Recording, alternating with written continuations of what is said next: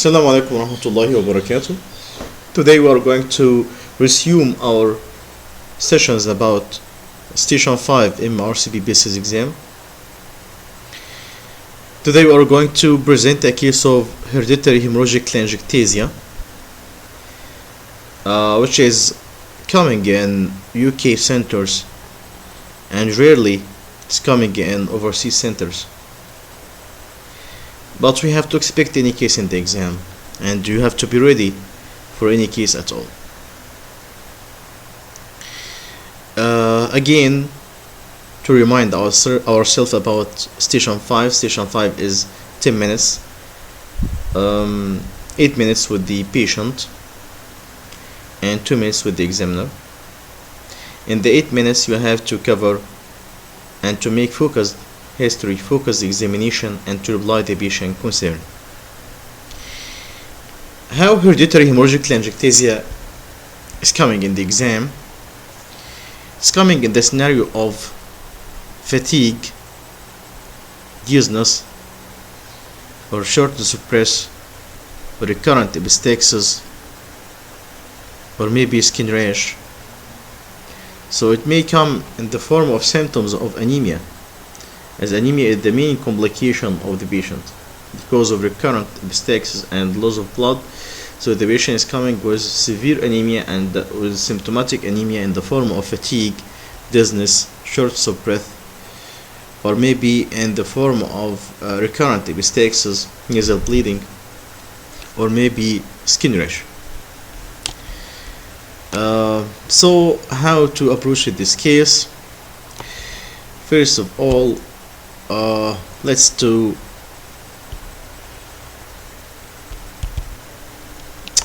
imagine that the gentleman has hereditary hemorrhagic telangiectasia, and we are going to apply the disease on this gentleman from his head to his toes. This patient is coming complaining of anemia because of recurrent epistaxis and recurrent loss of blood, maybe from the nose, or maybe hemoptysis, or maybe through his GIT.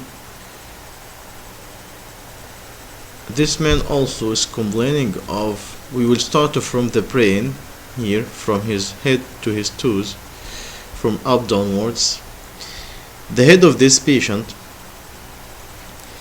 has aneurysm and AV malformation, and this aneurysm may rupture at any time, causing intracerebral hemorrhage and subarachnoid hemorrhage. And also this patient may have paradoxical emboli, and this paradoxical emboli can cause a stroke for the patient. This paradoxical emboli originates from his chest AV malformation of his chest or pulmonary system. Because of left to right shunt, the blood clot is coming from the venous system to the arterial system, going up to the brain, causing paradoxical emboli and causing stroke.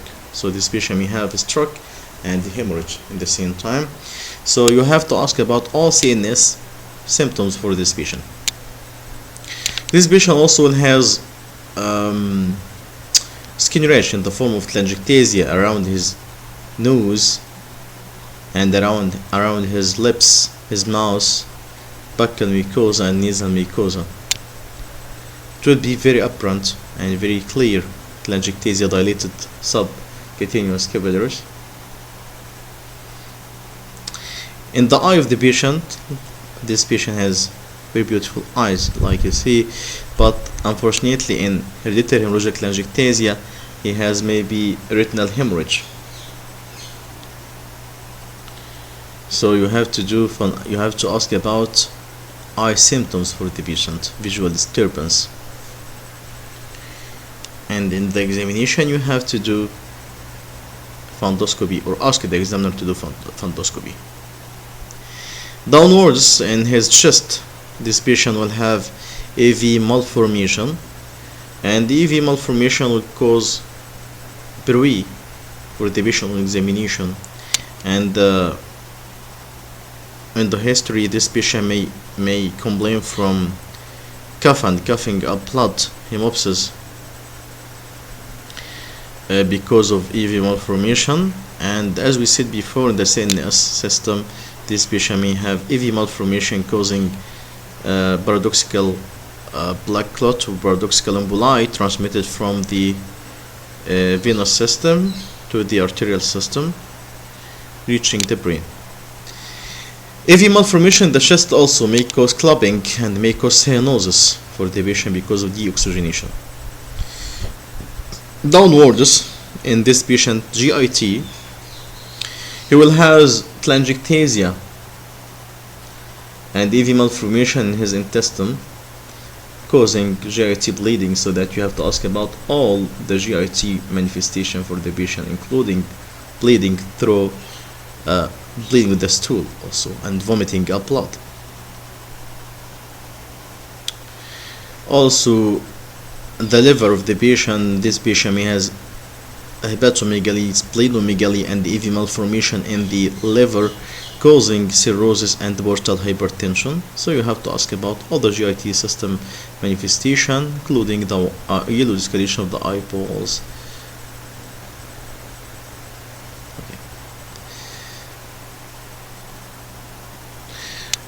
Most probably, these are all the systemic involvement of hereditary hemorrhagic telangiectasia.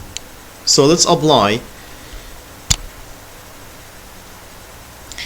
For any complaint of the patient, either the complaint is fatigue, dizziness, short suppress, or maybe sepsis, or maybe skin rash, you have to do good analysis of the complaint after identifying yourself and confirming the patient identity, and to take permission to start the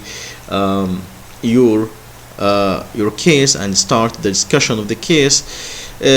Ask open question: how much do you know about your condition? Or tell me more about your condition, please. Then try to analyze the complaint: onset, course, duration, progression, improving factors, worsening factor. Like any complaint, you have to do analysis, good analysis of the complaint.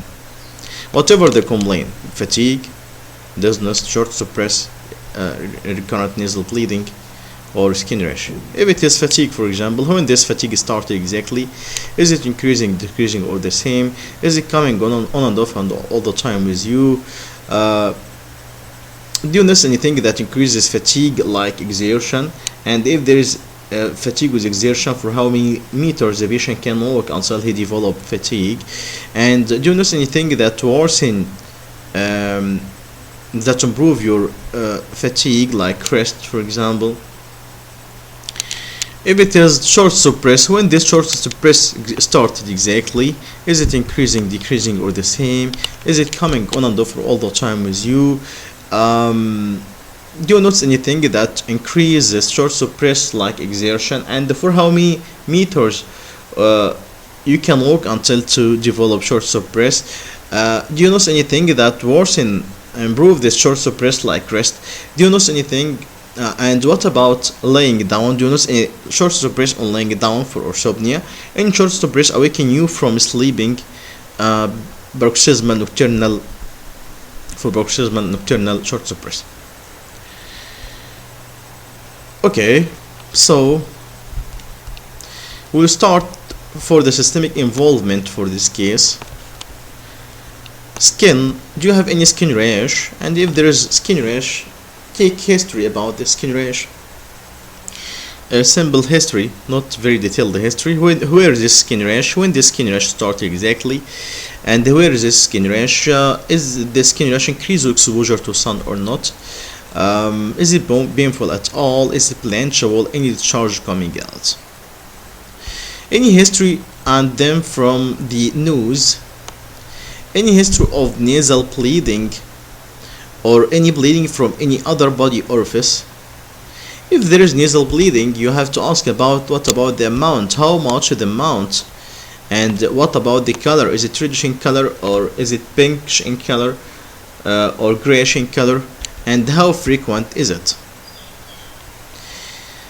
For cardiovascular system,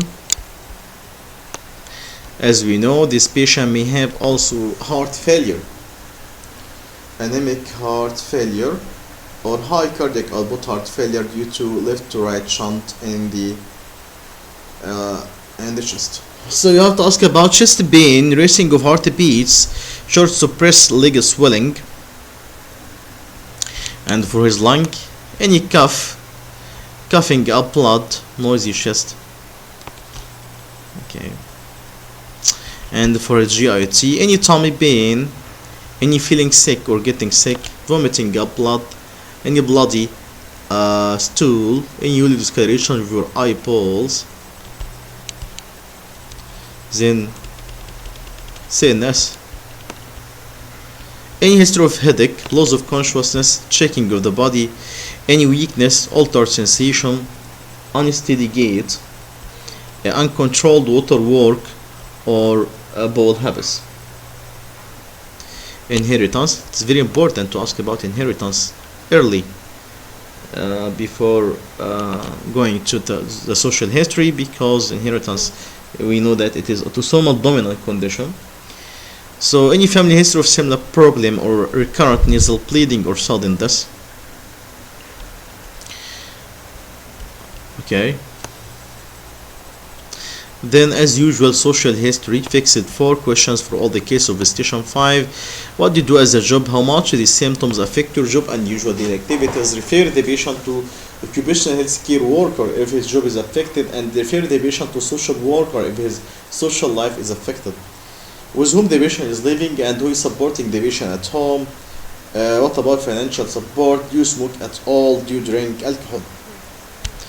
Then medical history, any history of long-standing disease like diabetes, hypertension, heart problem.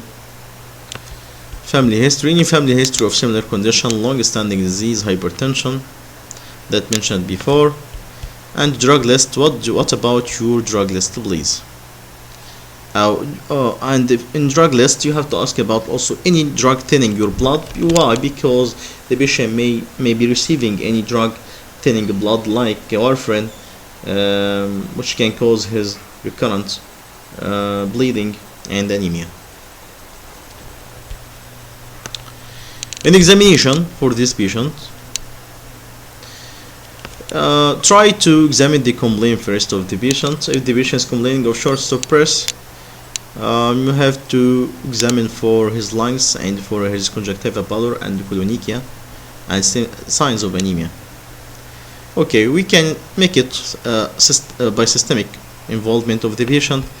For skin, you have to check for the skin. You will find there is skin rash in the form of telangiectasia around the oral cavity, around the mouth and lips and nose, and nasal mucosa, buccal mucosa.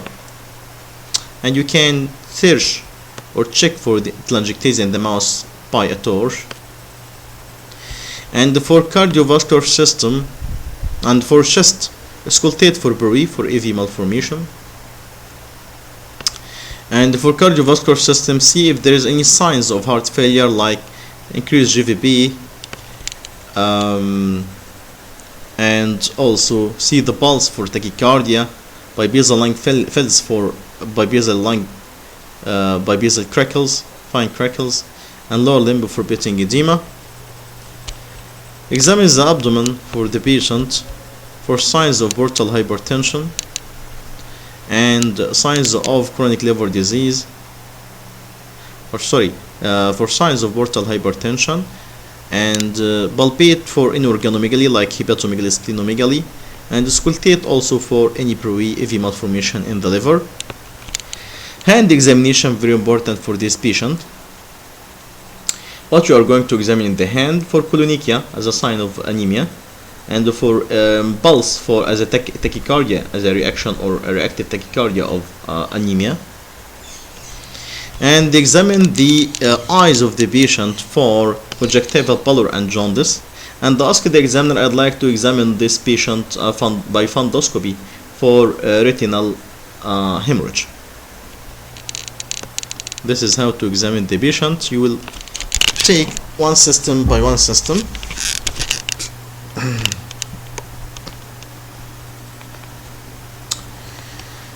Then the examiner will ask you, what's your findings in this patient, doctor? So you have to present the case in organized manner and pattern that to convince the examiner. And simply, for example, we will imagine one presentation. So this gentleman has telangiectasia around his face and on his face, around the mouth, and on the lips, tongue, buccal mucosa, and nasal mucosa. The patient has also conjunctival pallor, and he has coloonychia. There is no evidence of cyanosis. The patient has signs of anemia in the form of conjunctival pallor and coloonychia. There is no puree in the lung or the liver. And I'd like to complete my examination by doing abdominal examination and the cardiovascular examination and the CNS examination also, that we missed here in our case of in the focused examination. In the focused examination, you have to examine all the system or the systemic involvement of hereditary hemorrhagic telangiectasia. Again, review about examination. Skin for skin rash around the mouth, the nose, buccal mucosa, nasal mucosa by a torch. Then we'll start from the head to the toes. From the head, ask the examiner, I'd like to do full examination, full neurological examination for this patient. I don't think that they are going to allow for you. Then the eyes, C for conjunctival pallor and C for jaundice. And ask the examiner, I'd like to examine this patient by fundoscopy for retinal hemorrhage. I don't think that they are going to make you to proceed. They are going to tell you no need, doctor. Then for the chest, I'm going to examine the chest for puree, AV malformation for puree. The abdomen, I'm going to examine the abdomen. I'll ask the examiner first, because maybe the examiner will not give you chance to examine the abdomen. So ask the examiner, I'd like to examine this patient abdomen for any organomegaly, hepatomegaly and splenomegaly. And for cardiovascular system examination, examine for the GVP, examine for bilateral lung fills for crackles, and then examine the hands for coloonychia and for pulse for tachycardia as reactive tachycardia. Again, the presentation of the case. So what's your findings here, doctor? When you ask you what's your findings, he means the clinical findings. So this gentleman has telangiectasia around on his face, around his nose and his mouth and his lips, and the buccal mucosa and nasal mucosa. He has signs of anemia in the form of coloonychia and the conjunctival pallor. There is no puree in his chest and no signs of heart failure for the patient. I'd like to complete my examination by examining this patient abdomen, cardiovascular system examination. CNS examination. You examine already cardiovascular system. CNS examination and fundoscopy for the retina. Okay, so what's your diagnosis, doctor? This patient most probably has hereditary hemorrhagic telangiectasia complicated by anemia. Okay. The concern. Of course, you have to ask about the concern when he is telling you that just 2 minutes remaining. You have to ask about the concern. If you lost the concern, it means that you lost the exam. What could be the cause of my fatigue, doctor? As we said before, any reply of any concern, you have to explain for the patient what most probably he has, and what you are going to do for the patient as investigation and management plan simply without details. Most probably you have fatigue due to severe anemia because of continuous blood loss if the patient has recurrent nasal bleeding or epistaxis or melena. Most probably you have a condition called hereditary hemorrhagic telangiectasia. It is a multi-system disease affecting the skin, affecting the nose, and affecting the lungs, the heart, the or internal organs of you, and maybe your brain as well. It is a familial condition. It means that it runs in families. So what we are going to do for you is to do for you further blood test and imaging, including complete blood picture to know how much your hemoglobin is affected. And also we are going to refer you to a multidisciplinary team, including internist and whatever the other subspecialty involved, chest physician, gut physician maybe, and maybe nerve physician, to give you the appropriate plan of management. What could be the treatment, doctor? The treatment may be blood transfusion or iron injection through a needle according to your hemoglobin level. Then we can continue on oral tablets of iron with regular follow-up in the outpatient clinic.